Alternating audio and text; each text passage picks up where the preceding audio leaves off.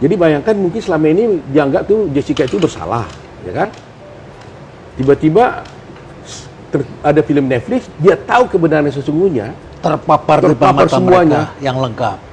hatinya muncul, netizen itu muncul, ingin berjuang. Ada kerinduan Iya. pada kebaikan. Jadi itu yang saya lihat. Jadi saya berkesimpulan, pertama, memang rakyat Indonesia banyak yang tidak mendapatkan keadilan selama ini. Kedua, mungkin rakyat Indonesia juga memang orang-orang yang suka keadilan, tapi tidak mendapatkan selama ini. Dan ada tembok tebal tadi ya. Tembok tebal ini. Ya. Nah, ketika terjadi Netflix ini mereka pergunakan untuk charge-nya, makanya ada netizen katanya mengirim petisi ke presiden puluhan juta netizen. Nah, itu karena rasa keadilan yang timbul dari diri mereka. Nah, itu yang saya rasakan.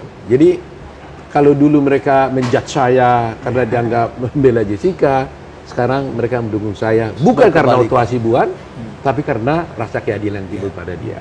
Tadi ya ada elemen juga sosmed yang saya amati ini juga mempengaruhi persepsi publik juga ternyata. Karena ini jadi perbincangan menarik gitu di sosmed. Nah, ketika kalau nggak salah akan ada peninjauan kembali, Pak. Bukan hanya peninjauan kembali, banyak upaya-upaya lain yang kita lakukan ini. Ya, upaya-upaya lain banyak yang dilakukan ini, Pak. Apa itu, Pak?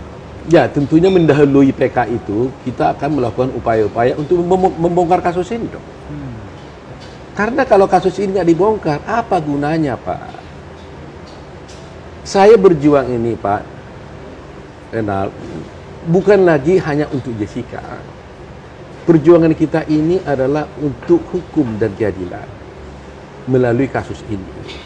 Karena dalam kasus ini kan pasti ada yang merekayasa, ada yang melanggar hukum, ada umpamanya menghalang-halangi umpamanya katakanlah otopsi umpamanya, CCTV direkayasa. Ini kan patut dimintai pertanggungjawaban hukum. Jadi kalau ini tidak diminta pertanggungjawaban hukum, ini pembelaan kita ini hanya Jessica dan seakan-akan hanya untuk Jessica.